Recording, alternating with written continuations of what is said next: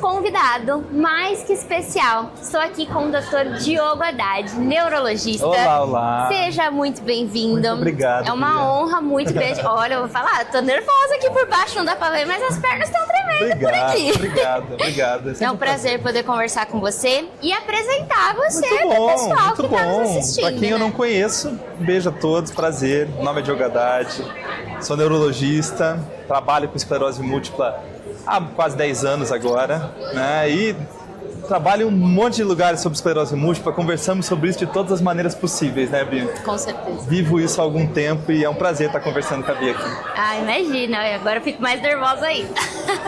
Bom, pra gente começar a dar esse start nessa Vamos lá. conversa, por que a esclerose? Sabe que é difícil, né? Assim, na minha formação, enquanto eu fazia neurologia, a esclerose múltipla ela apareceu num momento onde o primeiro paciente que eu conheci era um paciente jovem, menor de idade. Então essa faz muito parte da minha história, assim. Era um paciente menor de idade e as pessoas que estavam cuidando dele eram pessoas até mais velhas, super legais, mas mais velhas. E eu lembro dele virando e falando assim, que eu, residente ainda, que ele não queria conversar com ninguém, mas ele queria que eu, que era um residente, falasse sobre a doença dele. Eu era a única pessoa que tinha proximidade para conversar. E era um paciente em surto, num momento difícil. Imagina, para um menino de 14, 15 anos, ouvir um bando de coisas. E eu lembro que eu sentava com ele e a conversa que eu tinha com ele era muito o que a gente está fazendo aqui, era muito o que você vive, mais até do que eu. Que era uma coisa de mídias sociais, e o que ele estava lendo, e o que ele estava descobrindo, e que era tudo que tinham falado para ele não fazer, e que vocês já ouviram várias vezes, de não procurar na internet, não, aquele bando de coisa que eu falo o contrário. Eu falo, pô, procure o que você quiser, saber sobre a doença, informação é tudo, a gente briga tanto por isso, né, Bia? E eu lembro muito dessa frase, dele virar para mim e falar, olha, eu me sinto bem quando você fala, porque você fala muito parecido comigo. E aquilo me tocou demais, sabe? Sim. Aquilo me tocou demais de falar, poxa, eu sou muito parecido com esses pacientes. Apesar de tudo, na época, a idade era muito parecida, os pacientes tinham todos a minha idade. Então parecia que a linguagem era muito próxima, eu me sentia muito na dor daquele paciente, a ideia de ser um desafio diagnóstico, aquele negócio era difícil, né? A gente vive isso até hoje com muito mais facilidade do que há 15, 20 anos atrás, mas aquilo me tocou muito. E desde então foi uma portinha que me chamou e depois eu conheci um bando de gente fantástica no meio do caminho e aí essas pessoas mais ainda abrindo meus olhos para trabalhar com esclerose múltipla. Eu brinco, nós esclerosados apaixonamos os profissionais que nos Não acompanham, né? tenho dúvida. Minhas pacientes que vão estar vendo, você sabe que eu sou completamente apaixonado dela. Eu vivo muito disso das pacientes, então de estar muito perto desse negócio do que para muitas vezes é difícil, que é você estar muito perto do paciente, porque profissional de saúde, às vezes isso é um dilema, você é um profissional de saúde, você vive muito disso, você vive como uma paciente, mas você vive como profissional.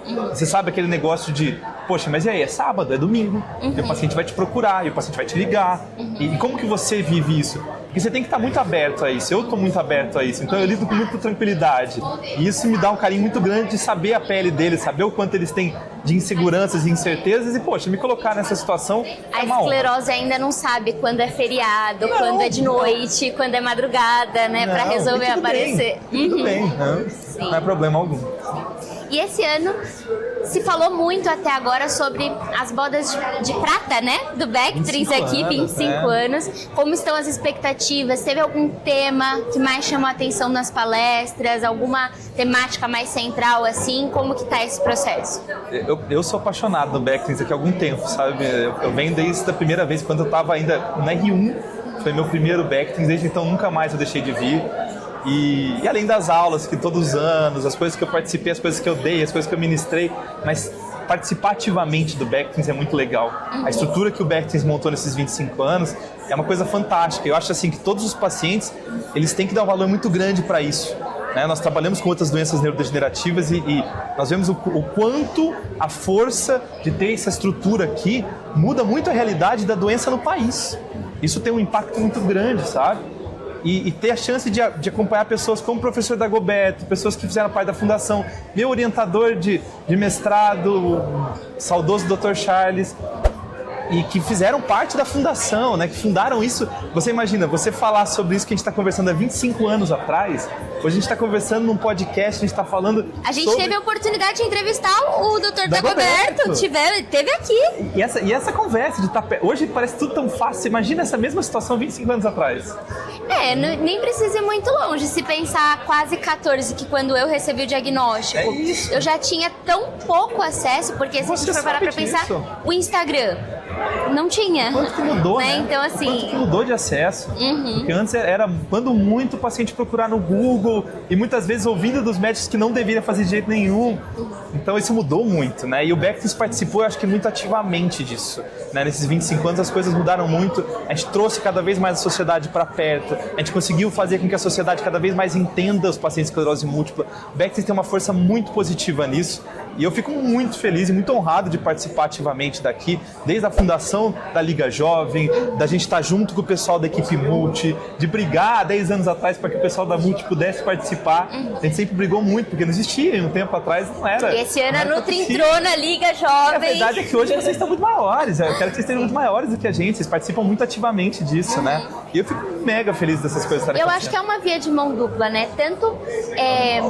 O Bectrins cresceu muito com esse crescimento da divulgação de esclerose, mas também a gente tem que pensar que a esclerose ganhou um espaço também em decorrência ao Bectrins, né? Então, é uma via de mão dupla e a gente tem que enaltecer muito os profissionais que estão aqui e que estão acompanhando esse crescimento científico, que é muito importante. Você vê o quanto se nós pensarmos Brasil, quantas realmente doenças conseguem fazer um congresso desse tamanho, aonde vocês perceberam tanto de pessoas de fora que estão vindo aqui, profissionais dos mais conhecidos do mundo estão vindo aqui conversar. Então, assim, é um congresso que chama muita atenção. É interessante porque eu acho que o Bectrins mudou, inclusive, a formação do neurologista. O neurologista hoje tem uma formação muito melhor em neuroimunologia, portanto ele reconhece mais o paciente com esclerose múltipla e por isso que tem gente que vai estar te ouvindo agora, que é de Rondônia e está tratando super bem com a Simone lá. E tem gente que está lá no Nordeste, tem 200 centros no Nordeste mega estruturados. Mas se a gente conversar há 20 anos, isso não existia. Né? Então, essa estruturação muito legal que aconteceu ao longo dos anos, parte disso. De você falar que hoje os pacientes são reconhecidos, não só em São Paulo, mas que eles têm centros fantásticos no resto do Brasil. Isso o Bectrins teve um ponto, assim, crucial para que essas coisas acontecessem. Maravilhoso.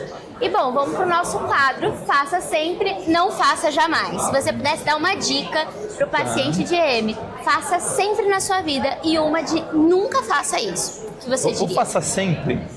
Meus pacientes que me conhecem sabem que vai ser sempre atividade física, né? Sempre. Gil tá comemorando ali atrás, né? Porque sempre é o que eu vou mais pegar no pé.